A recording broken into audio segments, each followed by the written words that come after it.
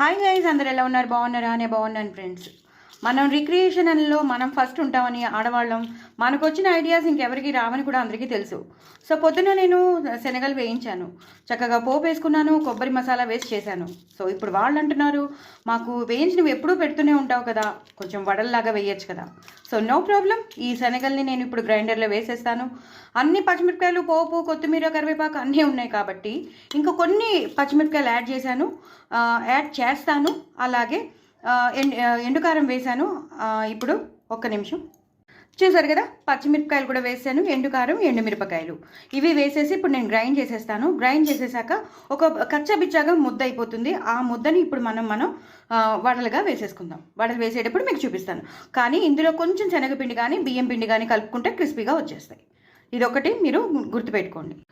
So శనగల్ని నేను grind చేసేసుకున్నానండి. ఇప్పుడు ఉల్లిపాయలు వేసేసుకున్నాను, కొంచెం శనగపిండి వేసుకున్నాను, అలాగే మనకి కొంచెం గరం మసాలా వేసేసి, కొంచెం బొంబే రవ్వ ఇవన్నీ వేసేసి నేను ఇప్పుడు పచ్చిమిరపకాయలు కూడా మనం గ్రైండ్ చేసేసాం కాబట్టి పుదీనా వేసేస్తాను, అలాగే కరివేపాకు కూడా వేసేస్తాను.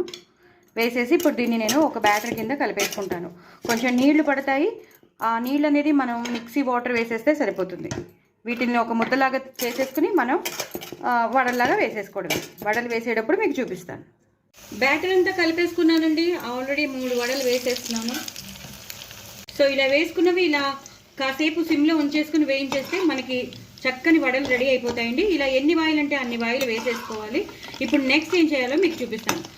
చూసారు కదండి, నేను అన్ని వడలు, మసాలా వడలు వేయించి పెట్టేసుకున్నాను.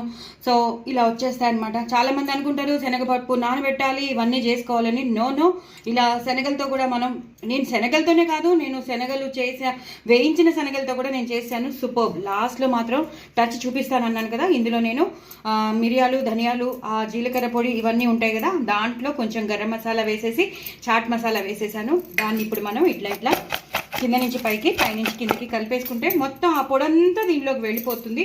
మనకి బయట షాప్ వాడు ఇచ్చే మసాలా వడ మనకి రెడీ అయిపోతుంది. ఎంతో కష్టం అనుకుంటాం, మనకి రాదనుకుంటాం, పక్కన ఉల్లిపాయలు పెట్టుకుని తినేసేయడమే. చూడండి, ఈ మంచి వాసన వచ్చేస్తుంది. సేమ్ వాడు కూడా ఇదే చేస్తాడనమాట. సూపర్. ఎంత కావాలంటే అంత వేసేసుకోవచ్చు. మరి ఇంకెందుకు ఆలస్యం, తప్పకుండా చేసుకోండి, ఎంజాయ్ చేయండి.